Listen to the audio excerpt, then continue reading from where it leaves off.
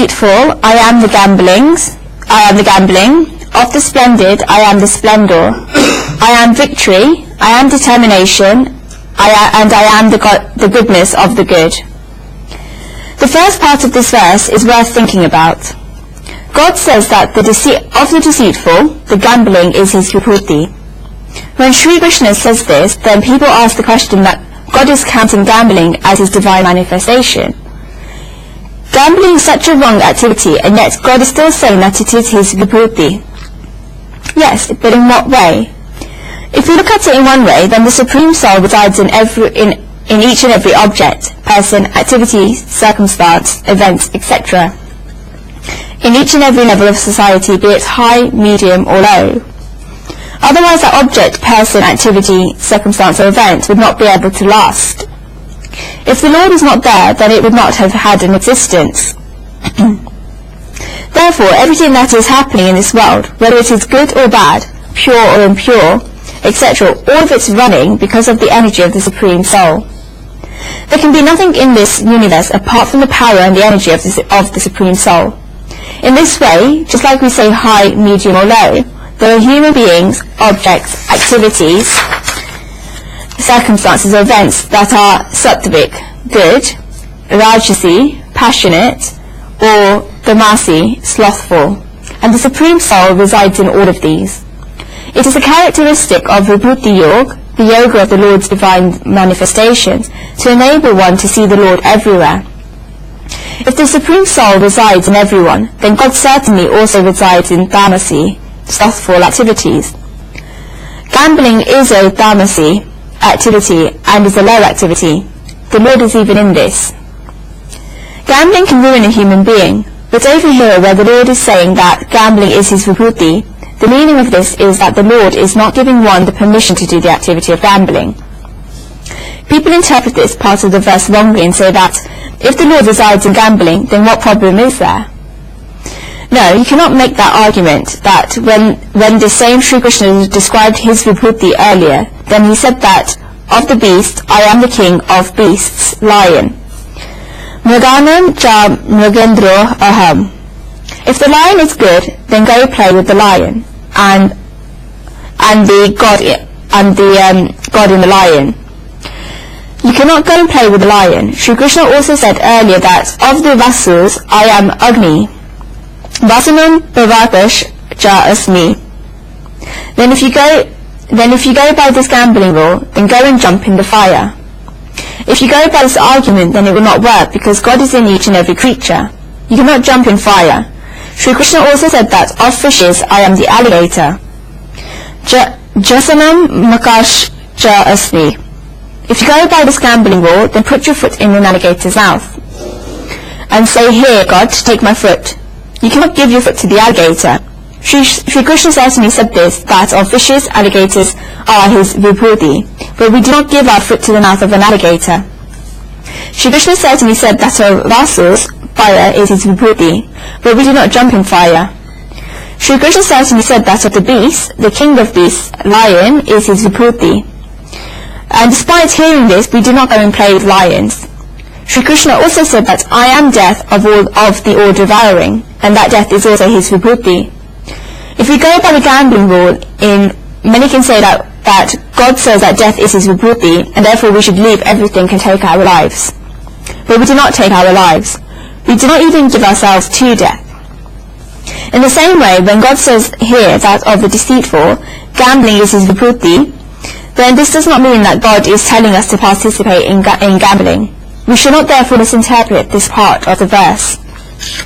But God says that he resides in the lowest of all activities, and this tamasi of all tamasi activities.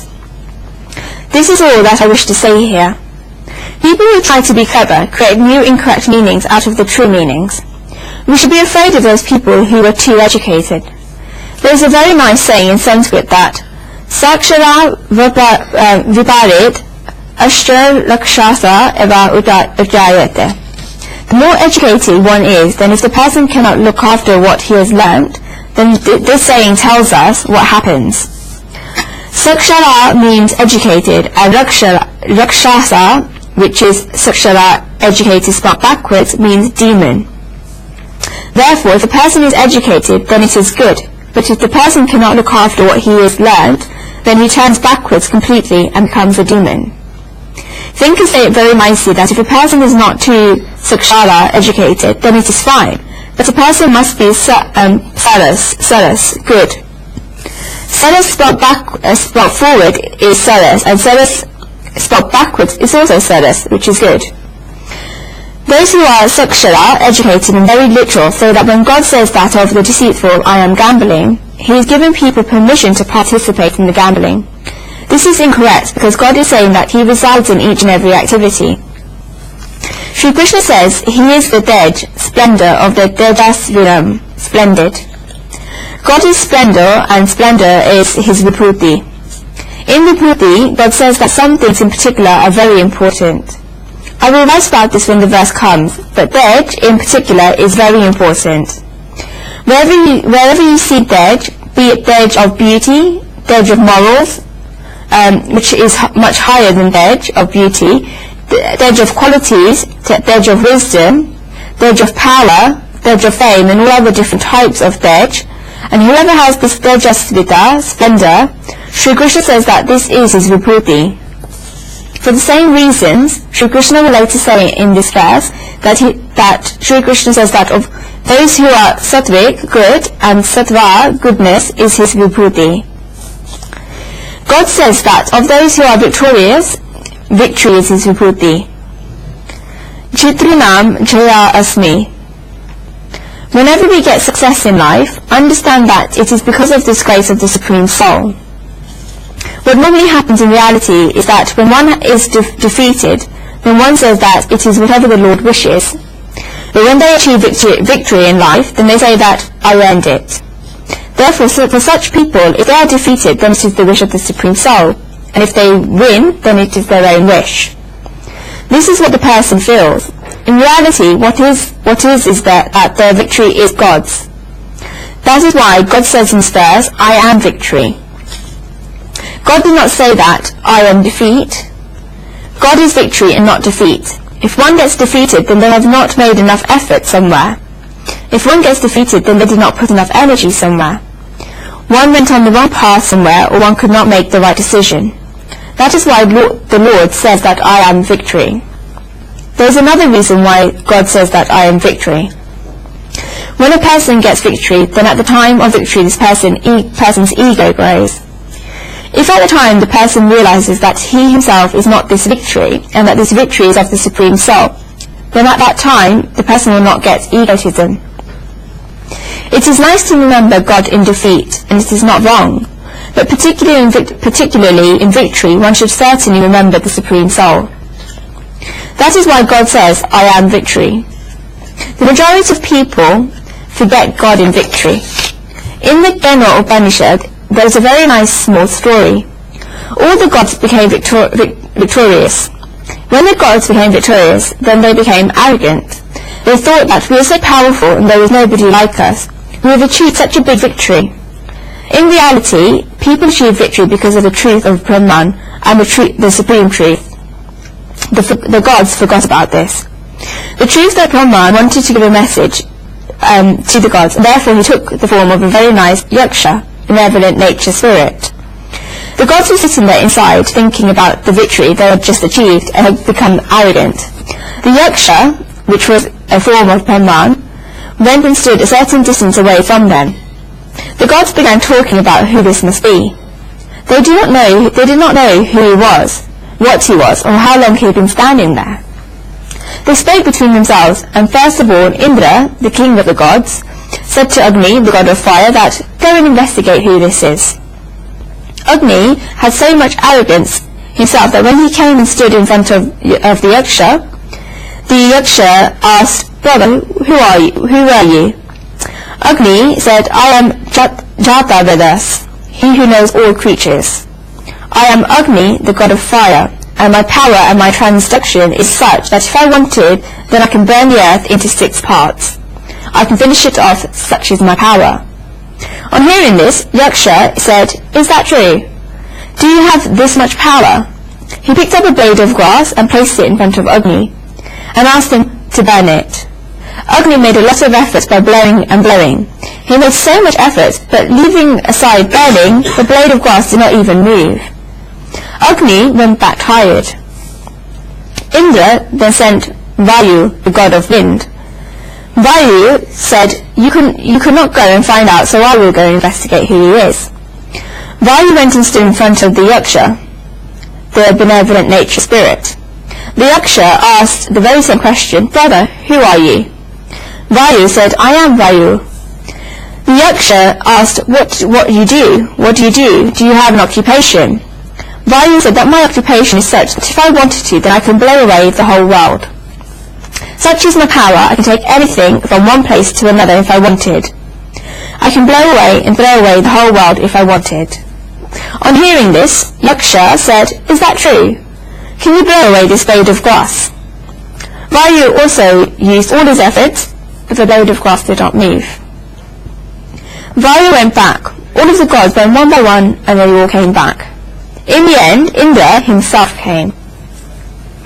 The story in the Kena Upanishad is such that at the time the Yaksha disappeared and came in the form of Uma, goddess Parvati, to preach to Indra. The characteristical meaning of this is also that each of the gods, such as Agni and Vayu, are the lords of senses. That which we call our power, or the power of our senses, is in reality the power of Brahma residing behind the scenes. The sense in the name of the eyes does not see. The sense of the eyes has the power of Brahman behind it, and that is why the eyes can see. The ears that are supra, winnowing baskets, hanging off our faces, cannot hear. They are outside the senses within which there are inner senses. They are the internal senses of hearing, because of which the supra can hear. Inside each and every one of these senses there is a power. That is why the Lord says that I am victory. If one begins to recognize his power, then one reaches near to the supreme truth. Sri Krishna says that of those who have made a determination in their minds, this Vyavasaya determination is his vibhuti. We have already seen the word Vyavasaya determination in the 9th chapter of the Gita, where Sri Krishna said, Abhijat Suduracharo Bhajate Mam Anayapak Sadhu Eva Sa Mandavya Sancha Vyavasito Ihi Saha. Even if a man of the most vile conduct worships me with undistracted devotion, he must be reckoned as righteous, for he has rightly resolved. No matter how bad the person is, if he makes the right decision and turns towards the Supreme Soul, then Sri Krishna says that such a person should be considered as a sadhu, a righteous person. The reason for this is that such a person has made the right resolve and has made the right decision.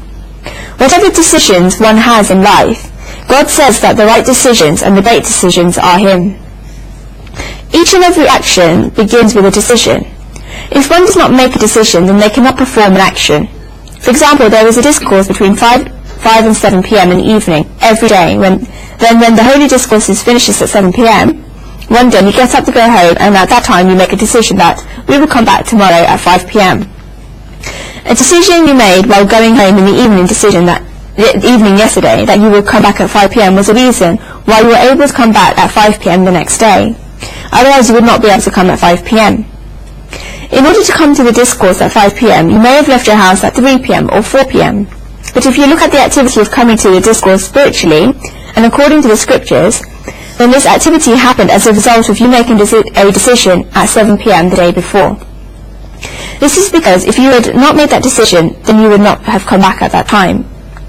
Sri Krishna says that this determination and this decision is his vibhuti. Sri Krishna says that of those who are sattvic, good, sattva, inner power, is his vibhuti. Sattva is an inner power.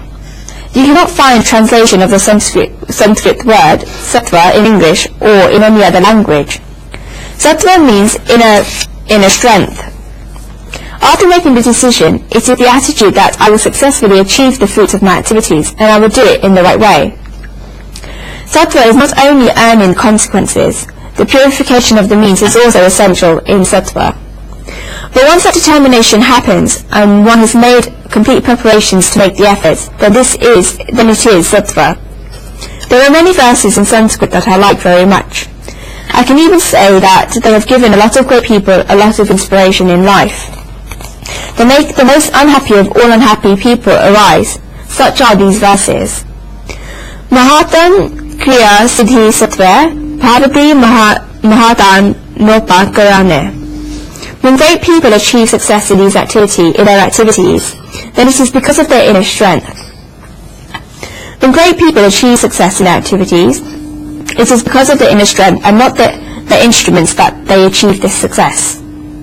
People keep waiting for instruments. The time of exams for school children has come. Only one person out of the 50 or 60 children in the class is going to come first. And you'll always see that one thing, that the pupil that is going to come first never worries about pencils. But there are some pupils that have 3 pencils, all of which are sharpened. They look at what their pencil cases are like. They look at what their sharpness are like. They look at what their 2 erasers are like. They look at their writing pad. The exams of these people only go well if their instruments are well. You do not need any of these things. Mahatam kriya siddhi sattva bhavati mahatam nopa karane. When great people achieve success in their activities, then it is because of their inner strength. Those who are in reality are going to come first do not spend their time sharpening pencils. They spend their time reading. That is why they get the top marks. The person who only sits there waiting for instruments can never be successful.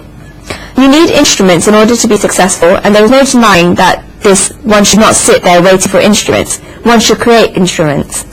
You have to create those instruments. The power in actions and the effectiveness in the performer is the Lord's Vibhuti. I do not see them anymore, but around 8 years ago in Mumbai, there was an advertisement which had a very big hoardings all throughout the city, in which one could see the back of Gandhiji, and it was written, "Find the purpose and the means will follow." Find the purpose and the means will follow. Means is the same as instruments. A person does not have a purpose, then what can a person do by gathering these instruments? A person needs a purpose. If I have the scriptures of the Gita, then it is not an instrument. But it is an instrument. But if I do not even have the wish to read it, I do not understand its greatness, and I do not feel like running my life according to the path of the Gita, then the instrument is useless. But let us say that I did not have the scripture, and the wish arises in my mind that these are the divine words of Sri Krishna, and God has given guidance to the whole of humanity through Arjuna. I want to live my life in this way. Where will I find the Gita? I want to understand this Gita. I want to know the Gita. I wish to attain the wisdom of the Gita. Then this person will find the scriptures in one place or the other, and one path or the other path will be shown. When great people achieve success in their activities, then it is because of their inner strength. Great speakers say, using the example of the sun, that Rathasya gam chakram bhujagayamita sapta duraga niralambho banta. The chariot of the sun only has one wheel, and 7 horses attached to it that are bound together with the reins that are snakes. He has no path. It is hard enough to control 1 horse, so how hard must it be to control 7 horses? If you see a picture of Surya Narayan, the sun god, then you will see that his chariot has 7 horses bound together with the reins of snakes. Who is the charioteer of the sun? His name is Arun, who is crippled and has no feet. How can he step on the brakes when he wants to? His charioteer is crippled. What is their path? There is no path. The chariot of the sun goes from one of the sky to the other. It does not have a path or a road. Despite all of this, every day the chariot of the sun departs from the east and reaches the west, having travelled through the whole sky. Mahatam kriya siddhi sattva bhavati mahatam nopa karane. When great people achieve success in activities, then it is because of their inner strength. The example of Sri Ram can also be given here. Ravan kidnapped Sita as Sri Ram found out that Ravan had kidnapped Sita.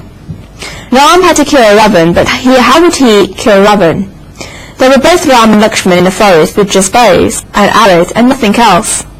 On the other hand, there is Ravan, who has the whole city of Lanka entirely made of gold.